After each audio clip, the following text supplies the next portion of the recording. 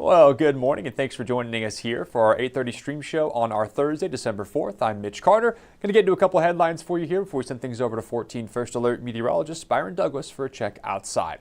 Starting off here, developing overnight, Madisonville police say one person is dead following a standoff. Now, this happened on Wednesday afternoon on I-69, and it all started when police say they were attempting to pull over a reckless driver. They say they started a brief chase before the driver did eventually pull over, and while police were waiting on more units to arrive, they say they heard a gunshot from inside of the vehicle. They briefly shut down southbound lanes of I-69 to investigate, and that's when they say they heard a second gunshot. The police say they later learned the driver had died from a self-inflicted gunshot wound. We were never able to establish a communication of any kind or talk to them or just try to de-escalate or to see what help we could have provided before the second shot happened. So a lot of that after that was just flying the drone and seeing if it was safe to approach, and so that was a lot of the time that it took. Now, police were never able to get in contact with the driver before the incident, so they are still trying to investigate what exactly happened there. Police do say, though, no officers were shot at or injured, and at this point, no names have been officially released. Shifting gears now to Webster County, where the Clay Post Office is going to be closed for now. City officials say there is damage now from the fire we told you about over the weekend. They say all operations now have temporarily been moved to the Sturgis Post Office. Over the weekend, we told you about several fire departments who were called out to a house fire on East Elm Street.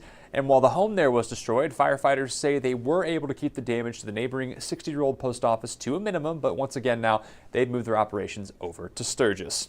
And in Perry County this morning, the United Way of Perry County is not letting Monday's fire get in the way of helping out those in need. Officials say one of their biggest losses, of course, was their entire stock for their annual Angel store. But for now, they say they're getting help from others to try and help others. Gabe Pontonis has that pretty miraculous story. Check it out.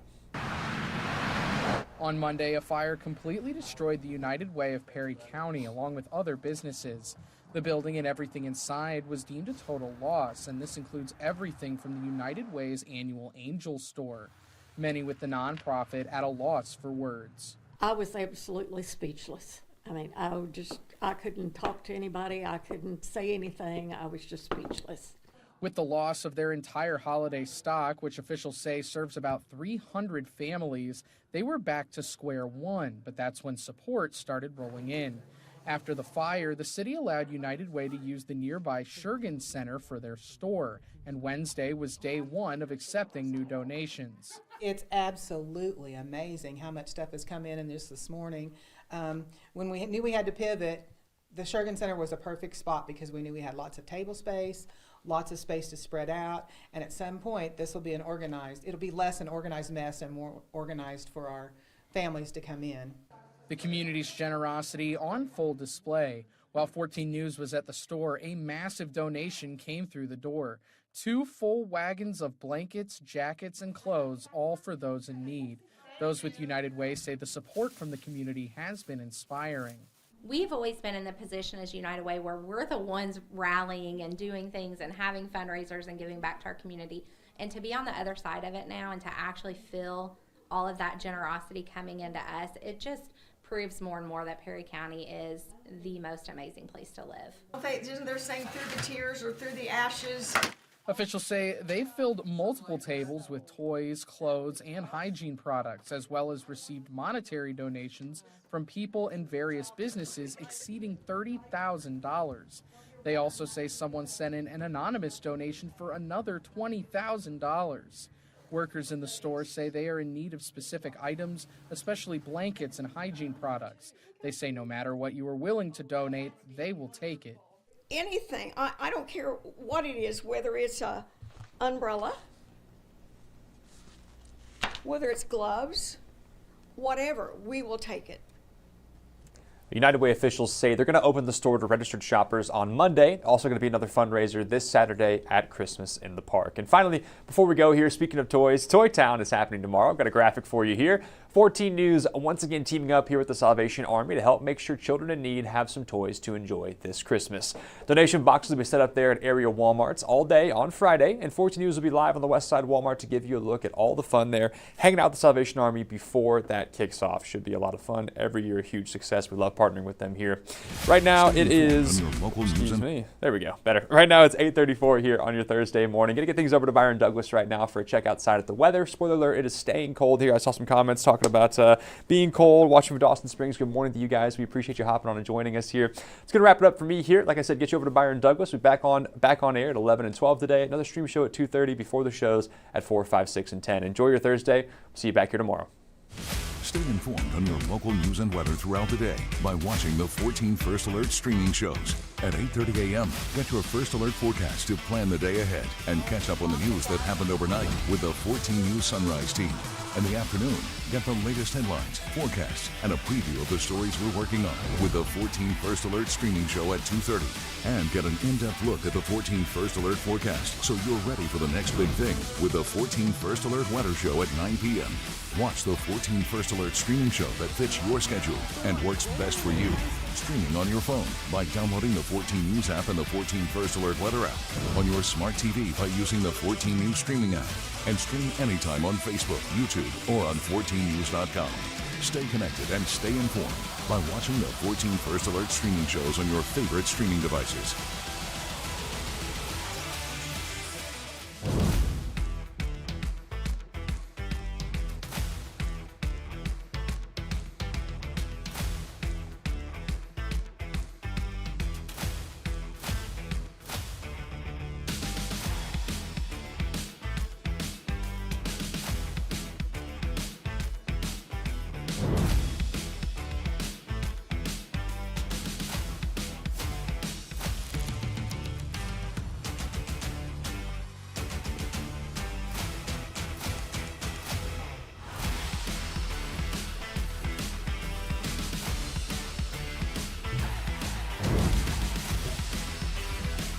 All right, good morning. I'm meteorologist Byron Douglas. We're going to go ahead and take that. Thanks for tuning in here. All right, Mitch is helping me out. A lot of buttons in here.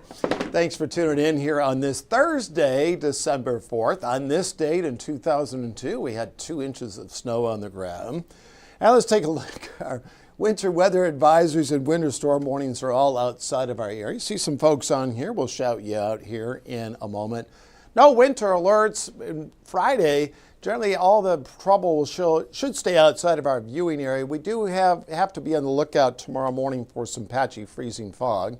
We had a little fog around early. We're going to check the visibility, but it has improved across north, southbound across the Twin Bridges. We're in good shape. And I haven't heard of really any accidents due to weather. There might be just a few leftover slick spots out there. And let's take a look. That camera position's on break. Let's run down the visibility. We have a front working on through. So this is what, as we take this full, is what I would call marginal restrictions as far as visibility is concerned. We'll go ahead and take that full. At the airport last hour, we're down to 3 miles. It's 4 miles in Owensboro, 5 in Sturgis at this hour. And it should improve. And nothing on Doppler radar at this time. So we're good to go. Maybe just a few flurries out there. And we'll widen it out just a bit.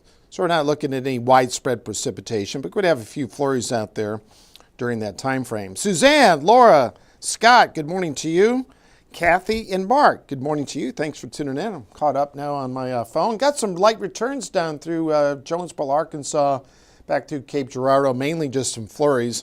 And they generally will stay to the south. Haley, good morning to you. And we'll take this full again. We're currently at 32 degrees. The dew point is at 29. When we came out in the air this morning, we were at 33. Temperatures are about done for the day. They'll kind of work into the upper 20s and then kind of hold into the lower 30s as we go into the afternoon hours. And let's run down temps. Henderson's at 31. Why is Fairfield at 24? Well, you're generally one of the lone areas up in Wayne County, Illinois, where you've scrubbed off the clouds. So you have dropped pretty quickly down to 24. But most of the clearing is set up out to our west. So that's in the wake of the front that's worked on through. And wind chills will kind of hold into the 20s. And generally with the cloud cover in here, some of the teams set up outside of our viewing area. But suffice it to say, it is cold. And then as we graph our temps, generally in the low 30s, that will be it. Pretty consistent. This front cycling on through, it's not that discernible because the winds are going to pick up a little bit and the clouds will remain. But at 9, maybe just some brief pockets of clearing and then clouds will have a tendency to fill in. We'll take I believe I loaded up some of the cloud layers, but generally we have overcast skies, generally from about 1,000 up to 2,000 feet. We aren't going to scrub off most of the cloud layers until tomorrow. So steady clouds, a few flurries at 33. Tonight, some flurries down to 21. What I'm looking out for tomorrow is that potential, if we scrub off the clouds, for some scattered freezing fog, generally between about 4 and 8 in the morning. The temperatures and dew points will be close together. So we'll have to be on the lookout, especially if those lows do sink into the 20s if we work off the clouds. All right, let's go hour by hour. Steady cloud cover, not many breaks, maybe some pockets into the afternoon, mainly across southeastern stretches of Illinois into far western Kentucky, but loaded up with clouds. And this is our cloudy time of the year, low sun angle. So we don't generally have many sunny days, but we can catch some sunshine. Tomorrow we'll catch a little bit of sun as we go into the afternoon.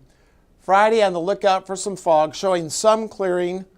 And then as we go to the afternoon, once we get winds shifting out of the southwest, that's that drier air. Generally for the first time this week, winds will cycle out of the southwest and we should free up and see a fair amount of sunshine. And that should afford temperatures to jump into the mid-30s and melt off most of the snow out there. And then as we go through Friday night, clouds are going to thicken up. Saturday, more clouds than sunshine, but at parade time in Henderson, we'll have the 14 first alert interceptor. Jeff, myself, Arden will be down there, Casey, and along with our 14 friends as we go through that stretch. But this is Saturday at 10:30. And then as we go through the day, clouds are going to kind of thicken up. So it's not wall-to-wall sunshine, some brief sunshine early, and then we cloud up a bit as we go into the afternoon. All right, let's go into Sunday. This is what we call an Alberta Clipper system. Alberta is known for their peaches up there in Canada, but this is going to cycle through, and they move very quickly. Not a lot of moisture with it, so we're using the GFS as we go into the medium range model into Sunday afternoon. It's showing some snow up through Chicago and Indy. And then it stays generally to the north of our area on Sunday night. So we held off on the alert day for late Sunday into Monday. But we'll have to monitor for changes, and behind the Clipper, winds are going to be pretty brisk out of the northwest. And this takes us into Monday very early in the day.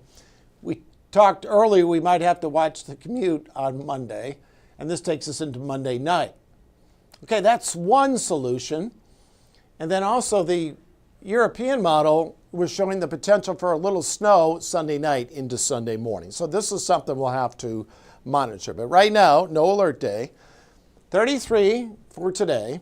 36 on Friday with some sun into the afternoon. Saturday, most of the sunshine will be early, but I bumped temperatures up to 41. And then as we go into Sunday, I didn't introduce the POPs, probability precipitation, Monday morning, some scattered snow showers, and that can mix with some rain. So do expect as we take this full some adjustments perhaps into the weekend. So if we get a solution, we still could have some wraparound snow in here Sunday night into Monday. But temperatures finally bounce, 45 Tuesday and a 49 next Wednesday, and that precipitation generally is going to show some rain. Not a massive warm-up. Laura, thank you for watching there in Dawson Springs. Scott, Kimberly, Jenny, good morning to you. Thanks for checking in. We do appreciate it. And there's a look as we go into next week. There you. Good morning to you, Jennifer. I'm just going to let this marinate, let you look at the 7-day for a few minutes. Arden Gregory's going to have more coming up at 14 News at 11, and then again at noon. And we'll have more soon. And Jeff's going to have more coming up at 4, 5, 6, and 10. Have a super day.